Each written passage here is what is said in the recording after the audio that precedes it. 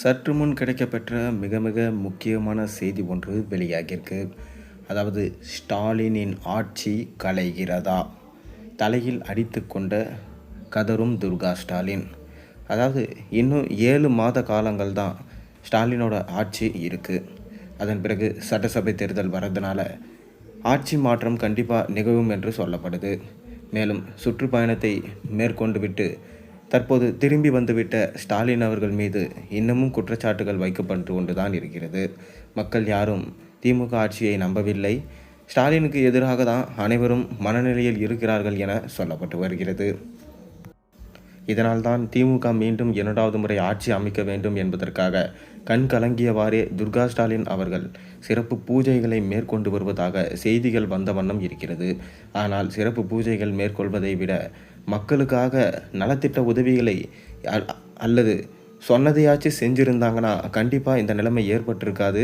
அதை திமுக தலைவர் ஸ்டாலினிடம் துர்கா ஸ்டாலின் எடுத்து சொல்லியிருந்தாலே போதும்.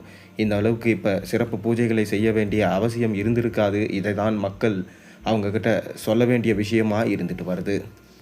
கடந்த 2011 தேர்தலில் கூட பார்த்தீங்கன்னா திமுக வெறும் 3.5% வாக்கு வித்தியாசத்தில் தான் வெற்றி பெற்றாங்க. ஆனால் இதை நம்ம முக்கியமான விஷயமாக எடுத்துக்கொள்ளக்கூடாது. காரணம் 3.5% என்பது பெரிய விஷயமே கிடையாது.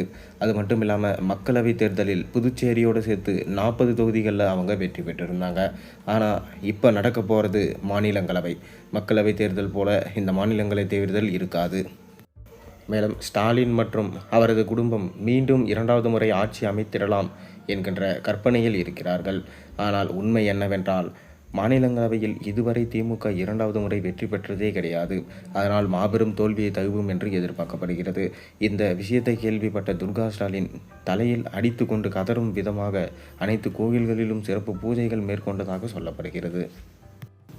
மீண்டும் திமுக வெற்றி அடைந்தால் உதயநிதியை முதலமைச்சராக மாற்றிவிடலாம், இன்ப நிதியை முக்கிய பொறுப்புகளில் அவரை கொண்டு வந்து விடலாம் என கணக்கு போட்டு கொண்டிருக்கும் ஸ்டாலின் அவர் தலையில் இடி விழுந்தது போல வெறும் 3.5% கூட அதைவிடும் குறைவாக வாக்குகள் தான் இந்த தடவை பெற்றுவார்கள் என கணிப்பில் சொல்லப்பட்டிருக்கிறது. அது மட்டும் இல்லாமல் தற்போது விஜயின் தாவேகா என்ட்ரி, அது மட்டும் இல்லாமல் அதிமுக பாஜகவின் கூட்டணி போன்ற பல பிரச்சனைகள் இருப்பதால் கண்டிப்பாக திமுகவுக்கு பெரிய ஆபத்து, ஆட்சி கலையும் வாய்ப்பு அதிகம் இருப்பதாக சொல்லப்பட்டு வருகிறது.